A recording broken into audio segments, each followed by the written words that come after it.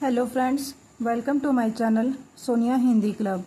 PYQ series में हमने शुरुआत कर रखी है रीतिकाल की। इससे पिछली वीडियो में मैंने 110 क्वेश्चन कराए थे, लेकिन किसी कारणवश वो वीडियो पूरी अपलोड नहीं हो पाई, जिस वजह से आज मैं फिर से क्वेश्चन नंबर 108 से शुरुआत करती हूँ। क्वेश्चन है, इनमें से कौन सी कृति केशवदास की नहीं है? रामचंद्रिका, रसिक प्रिया, अनेकार्थ मंजरी, विज्ञान गीता। आंसर हो जाएगा अनेकार्थ मंजरी। दी गई रचनाओं में अनेकार्थ मंजरी केशवदास की रचना नहीं है, बल्कि यह नंददास की रचना है। नंददास की अन्य रचनाएं हैं रस मंजरी, दशम स्कंद भाषा, श्याम सगाई, गोवर्धन लीला, सुदामा चरित, विरह मंजरी, रूप मंजरी, रुक्मणी मंगल, रास पंचाध्यायी, भंवर गीत, सिद्धांत पंचाध्यायी। केशवदास की कृतियां हैं रसिक प्रिया, रामचंद्रिका, कवि प्रिया, रतन बावनी, वीर सिंह देव चरित, विज्ञान गीता, जहांगीर जस चंद्रिका, नखशिख, छंदमाल। नेक्स्ट क्वेश्चन है, केशवदास को किस वर्ग में रखना समीचीन है? रीतिबद्ध कवि, रीतिमुक्त कवि, रीतिसिद्ध कवि, स्वच्छंदतावादी कवि। आंसर हो जाएगा रीतिबद्ध कवि। दिए गए विकल्पों के अनुसार केशवदास को रीतिबद्ध कवि वर्ग में रखना समीचीन है। डॉक्टर नगेंद्र ने रचनाकार व्यक्तित्व की समृद्धि की दृष्टि से केशवदास को रीतिकाल का प्रवर्तक माना है। आचार्य विश्वनाथ प्रसाद मिश्र ने हिंदी साहित्य का अतीत में रीतिकाल को श्रृंगार काल की संज्ञा से अभिहित किया है और केशवदास को रीतिबद्ध कवियों की श्रेणी में शीर्ष पर रखा है। जैसे ही हम श्रृंगार काल देखते हैं तो आपके भी दिमाग में आता होगा अलंकृत काल। तो रीतिकाल को अलंकृत काल किसने कहा है? मिश्र बंधुओं ने कहा है। नेक्स्ट है, शिवा बावनी के रचयिता का नाम है जसवंत सिंह, केशव, भूषण, पद्माकर। आंसर हो जाएगा भूषण। शिवा बावनी के रचयिता रीतिकाल में वीर रस की कविता रचने वाले एकमात्र कवि भूषण है। चित्रकूट के सोलंकी राजा रुद्र ने इन्हें कवि भूषण की उपाधि दी थी। आचार्य रामचंद्र शुक्ल ने कहा है कि वे हिंदू जाति के प्रतिनिधि कवि हैं। इनकी प्रमुख रचनाएं हैं शिवराज भूषण, शिवा बावनी, छत्रसाल, दशक। नेक्स्ट क्वेश्चन है, निम्नलिखित कवियों के जीवन काल का सही आरोही क्रम है? सबसे पहले ऑप्शन है भूषण, मतीराम, बिहारी, देव। बी ऑप्शन है मतीराम, भूषण, बिहारी, देव। सी ऑप्शन है बिहारी, मतीराम, भूषण, देव। डी ऑप्शन है बिहारी, भूषण, मतीराम, देव।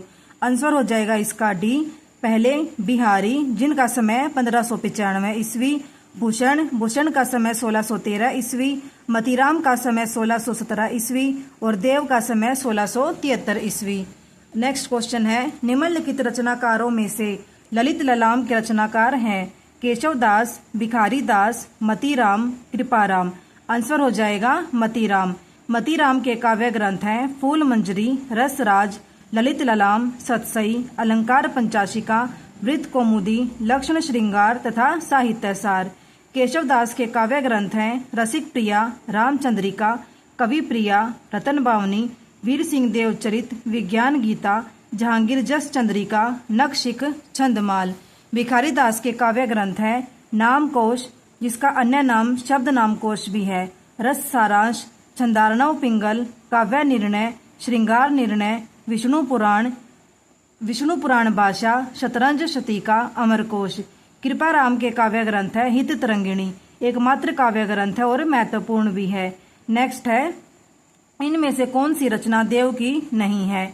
रस मंजरी, रस विलास, अष्टयाम, भवानी विलास। आंसर हो जाएगा रस मंजरी। रस मंजरी देव की रचना नहीं है, बल्कि भक्तिकालीन अष्टछापी कवि नंददास की रचना है। शेष तीनों देव की रचनाएं हैं। देव के काव्य ग्रंथ हैं भाव विलास, अष्टयाम, भवानी विलास, राग रत्नाकर, कुशल विलास, देवचरित, प्रेम चंद्रिका, जाति विलास, रस विलास, शब्द या काव्य रसायन, सुख सागर तरंग, देव माया प्रपंच, देव शतक, सुजान विनोद तथा प्रेम तरंग। नंददास के काव्य ग्रंथ है अनेकार्थ मंजरी, मान मंजरी, सुदामा चरित, रस मंजरी, रूप मंजरी, विरह मंजरी, प्रेम बारह खड़ी, श्याम सगाई, रुक्मणी मंगल, भंवर गीत, रास पंचाध्यायी, सिद्धांत पंचाध्यायी, दशम स्कंद भाषा। नेक्स्ट क्वेश्चन है, इनमें से कवि गणानंद से संबंधित कौन सा कथन सही नहीं है?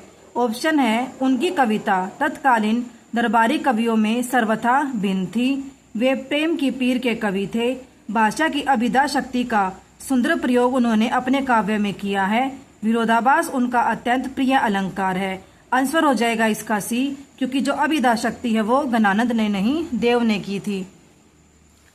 भाषा की अभिधा शक्ति का सुंदर प्रयोग उन्होंने अपने काव्य में किया है। गणानंद के संबंध में यह कथन सही नहीं है। गणानंद तथा उनके काव्य संबंध में है, उनकी कविता तत्कालीन दरबारी कवियों से सर्वथा भिन्न थी। वे प्रेम की पीर के कवि थे। विरोधाभास उनका अत्यंत प्रिय अलंकार है। लाक्षणिक, मूर्तिमता और प्रयोग वैचित्र्य की जो छटा इनमें दिखाई पड़ती है वो किसी और कवि में नहीं। इनके काव्य में विशुद्धता के साथ प्रौढ़ता और माधुर्य भी अपूर्व है। प्रेम मार्ग का ऐसा प्रवीण, एक धीर पथिक तथा जवादानी का ऐसा दावा रखने वाला ब्रज भाषा का दूसरा कवि नहीं हुआ। नेक्स्ट है, रीतिकाल के नामकरण के संदर्भ में रीति शब्द किस अर्थ में प्रयुक्त हुआ है? ऑप्शन दे रखे हैं, गुणों पर आधारित विशेष प्रकार की पद रचना, अलंकार, रस, गुण, ध्वनि, नायिका भेद आदि काव्य शास्त्रीय प्रणालियों पर आधारित रचनाएं, सामाजिक रीति रिवाजों से संबंधित रचनाएं, वैदर्भी, गोड़ी आदि रीतियों की व्याख्यापरक रचनाएं। आंसर हो जाएगा इसका अलंकार, रस, गुण, ध्वनि, नायिका भेद आदि काव्य शास्त्रीय प्रणालियों पर आधारित रचनाएं। रीतिकाल के नामकरण के संदर्भ में रीति शब्द के अर्थ में अलंकार, रस, गुण, ध्वनि, नायिका भेद आदि काव्य शास्त्रीय प्रणालियों पर आधारित रचनाएं प्रयुक्त हुई हैं।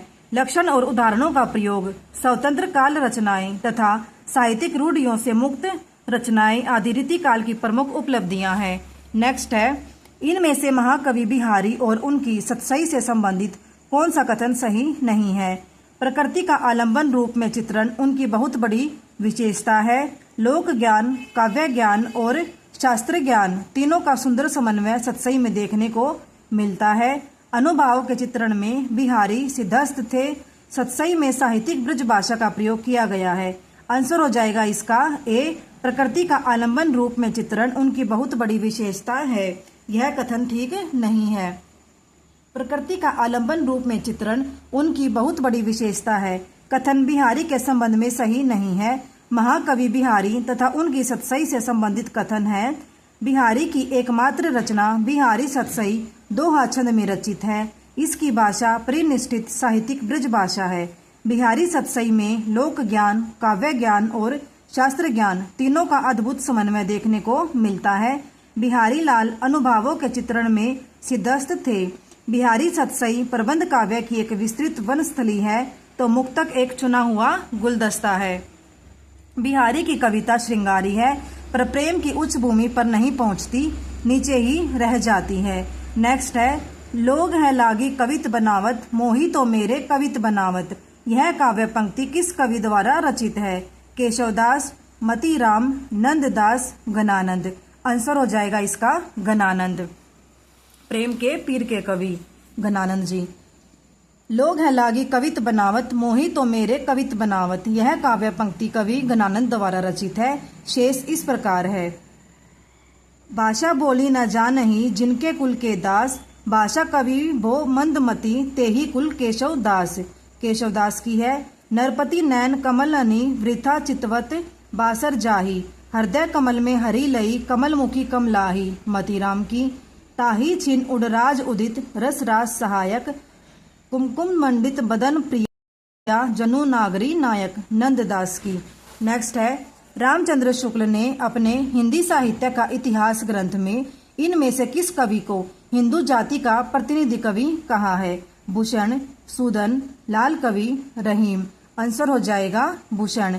रामचंद्र शुक्ल ने अपने हिंदी साहित्य का इतिहास ग्रंथ में कवि भूषण को हिंदू जाति का प्रतिनिधि कवि कहा है। भूषण की रचनाएं हैं शिवराज भूषण, शिवा बावनी, छत्रसाल दशक। नेक्स्ट है, निम्नलिखित लक्षण ग्रंथों को उनके रचनाकारों से सुमेलित कीजिए और दिए गए कूट से सही उत्तर से चयन कीजिए। यहाँ पर लक्षण ग्रंथ और यहाँ रचनाकार दे रखे हैं। भाषा भूषण, ललित ललाम, काव्य निर्णय, जगत विनोद। भाषा भूषण जसवंत सिंह, ललित ललाम, मतीराम, काव्य निर्णय, भिखारी दास, जगत विनोद, पद्माकर। आंसर हो जाएगा इसका डी। रिपीट कर लेते हैं। भाषा भूषण जसवंत सिंह, ललित ललाम, मतीराम, काव्य निर्णय, भिखारी दास, जगत विनोद, पद्माकर। नेक्स्ट क्वेश्चन है, ये ब्रज भाषा के मतीराम जैसे कवियों के समकक्ष हैं और कहीं कहीं तो भाषा और भाव के माधुर्य में पद्माकर तक से टक्कर लेते हैं। आचार्य शुक्ल ने यह किस कवि के लिए कहा है? बेनी परवीन, बोधा, ग्वाल, भूषण। आंसर हो जाएगा बेनी परवीन। ये ब्रज भाषा के मतीराम ऐसे कवियों के समकक्ष हैं और कहीं कहीं तो भाषा और भाव के माधुर्य में पद्माकर तक से टक्कर लेते हैं। आचार्य शुक्ल ने यह बेनी परवीन कवि के लिए कहा है। बेनी परवीन की मुख्य काव्य कृतियां निम्न हैं: श्रृंगार भूषण, नवरस तथा नाना राव प्रकाश। इन्होंने नाना राव प्रकाश नामक अलंकार ग्रंथ कवि प्रिया तरंग के ढंग पर लिखा था। यहाँ पर हमारे रीतिकाल से संबंधित 120 क्वेश्चन कंप्लीट होते हैं। इससे आगे हम नेक्स्ट वीडियो में करेंगे। Thank you.